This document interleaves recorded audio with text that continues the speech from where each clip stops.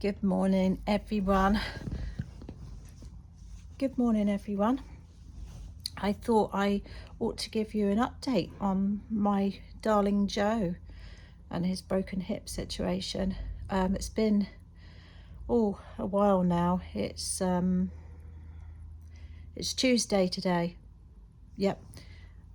So he has been in hospital now for a little while, 10-11 days. He's doing okay. He's a little bit mobile now. They still haven't managed to get his pain completely sorted. He's still in pain, but pretty good. Obviously the hip, he has a brand new hip now.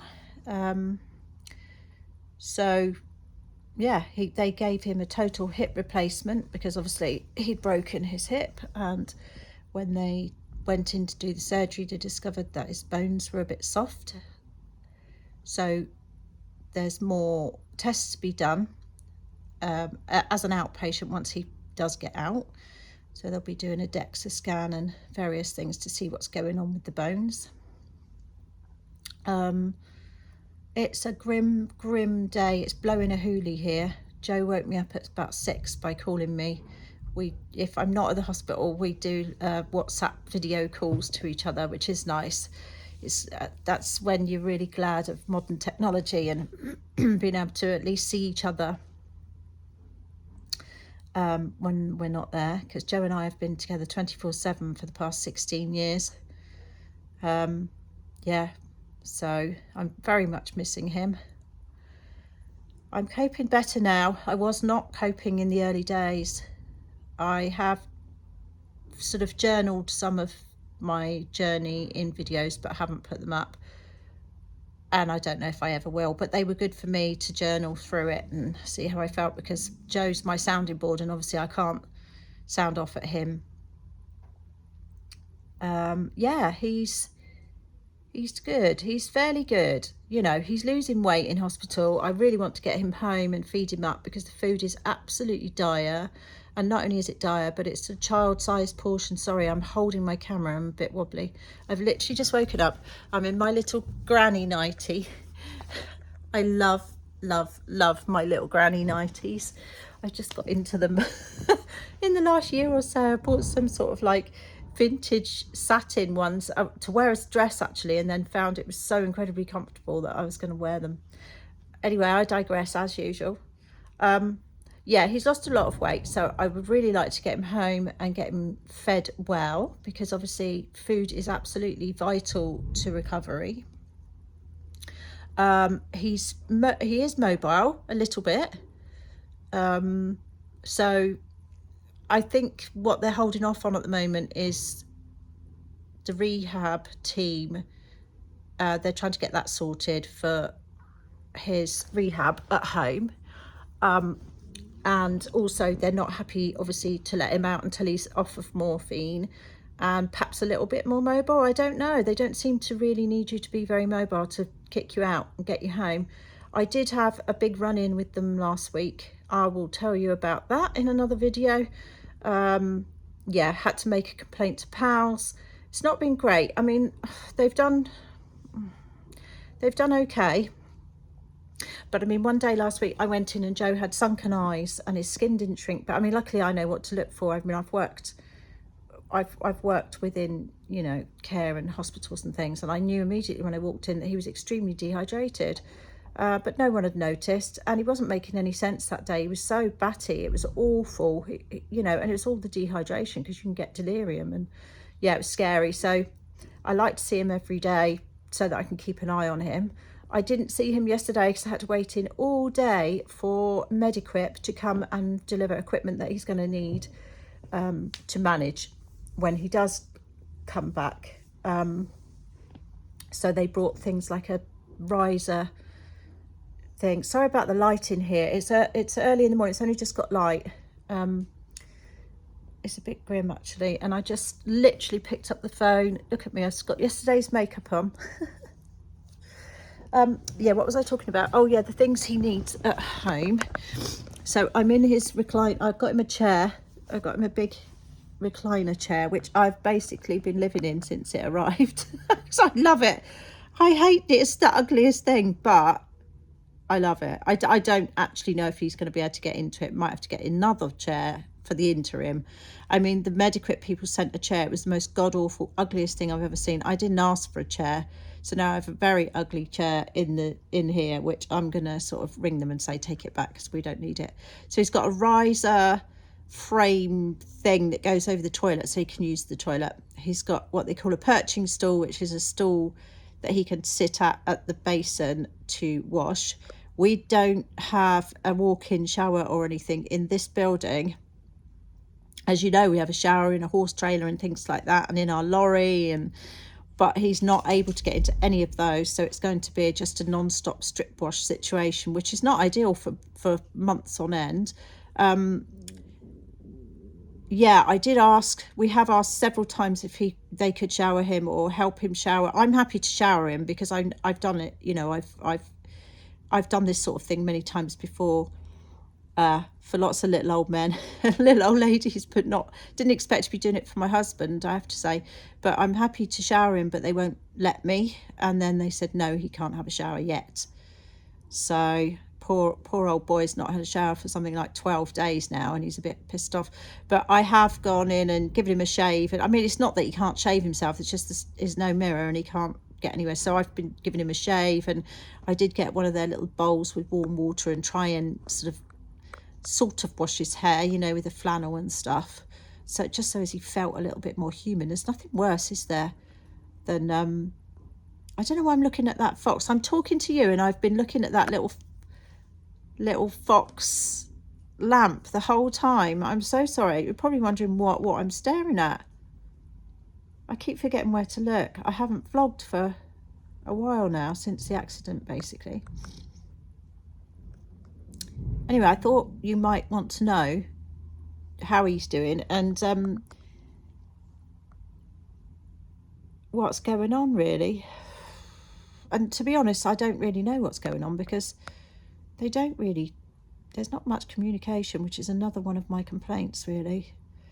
You know, is they don't communicate with me very much. I know they have to communicate with him, and he's got all his faculties and he's the patient, but at the same time I'm the one who's receiving him home, and I'm the one who needs to know what's going on because he's coming home to me. So yeah, I have a bit of a problem with them over that. It's ridiculous, and I am his wife after all. And I need to know what's going on, obviously. So each day is, I don't know till I get there what's going on and what's happened, and each day is very different. He has an excellent day, or well, not an excellent day, but he has a really good day. He's chipper and he's laughing, and then the next day he can be awful. So yeah, I don't know. He's got a lot of trauma to get over from the accident, really, because it's a shock. It's a massive shock. I mean, it's a shock to break your hip. Then it's a shock to be given a total hip replacement that you weren't expected, because, you know, obviously a lot of people who have a hip replacement have been on a waiting list, sadly, for too long. And, you know, they're actually keen to go and get their hip replacement because they've been waiting. And, you know, and so, yeah, I mean, he did not expect that. So a few shocks there. He's had an accident in the past, which I have talked about in another video that I filmed, but I haven't put it up. I'm all over the place, to be honest with you, but I am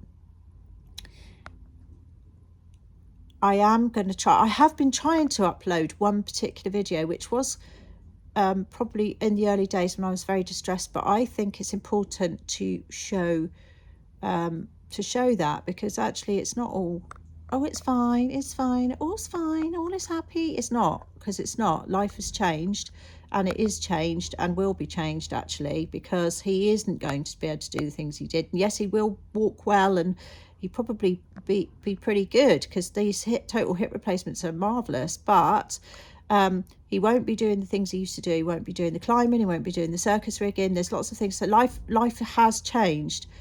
There's no denying that. It's a life-changing injury, actually. But, you know, we'll adapt. We do. We have these phases in life, and we think, okay, this is a new phase. We've got to change things. We've got to do something else. So, It's good. It's not. It's not good that it's happened. It's just good that we have the right attitude, that we can just adapt and just move on. And I mean, you have to, don't you? Really, you don't really have a choice. What else are you going to do? You know.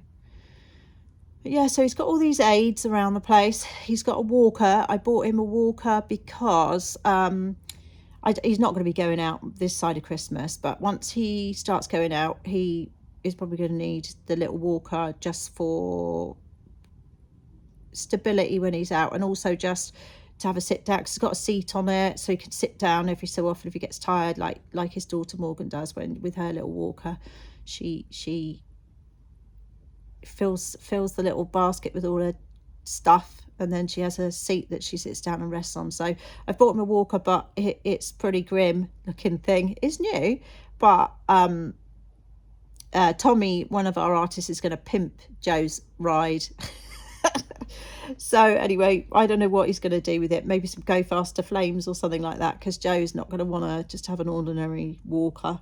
He's not going to want a walker at all, but actually I think he'll find it really useful when he finally does get out and about a bit. Or maybe, you know, if we've got a hospital appointment, outpatients and stuff like that. There's so many people about, you don't want to be feeling slightly, you know, wobbly or scared of falling over. And yeah, and then afterwards, hopefully won't use it for long, and then we will donate it to someone, somewhere, although it will be graphed up and a bit funky, so I don't know if anyone's going to want it, but yeah. So yeah, bless him. I will put up a picture of him if I did. There's a picture of him after his operation with a silly picture of him. I might put that one up. And then there's one the other day with his little granddad t-shirt on that the kids bought him a couple of years ago. And he, oh bless him, he looks tiny and he looks like a little old man. But he's lost a lot of weight in there. But he's smiling in the picture, so I'll probably put that one up. And you won't recognise him because he hasn't got his flat cap on. It seems funny seeing him in there without it, you know, without his flat cap. I said, shall I bring it in? Anyway, the nurses and the staff have been quite entertained by all his various different t-shirts he wears. Some of them rather rude. But yeah, the staff have been nice. They're just overrun with work, and yeah, it's not a good situation.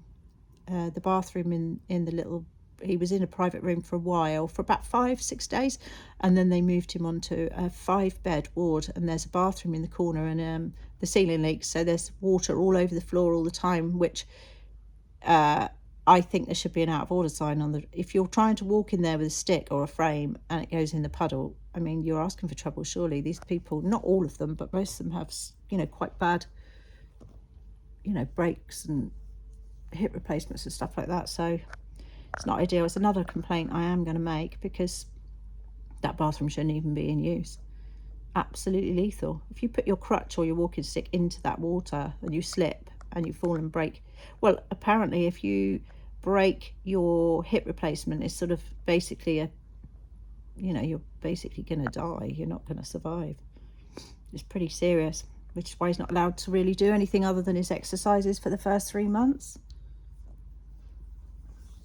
Anyway, this was meant to be a very quick update, and as usual, it's turned into a Deb waffle. But I have missed chatting to you all. I really have missed chatting to you. And I can't thank you enough for the messages. They've been amazing, and Joe's read them all, and we're just blown away by the support. The love and support is incredible, and thank you so much. It really means a lot, and it does actually help. You don't feel so alone. I felt quite alone actually during this period. I've been coming home alone. Amber's been away in London. She did a load of batch cooking for me, bless her, before she went, but she's been away. She's not back for another, she's not back to the end of this week, so she will have been away quite a while. And you know, my kids are sort of vaguely supportive, but they've got very busy lives and babies and things like that, so they haven't even been up to the hospital.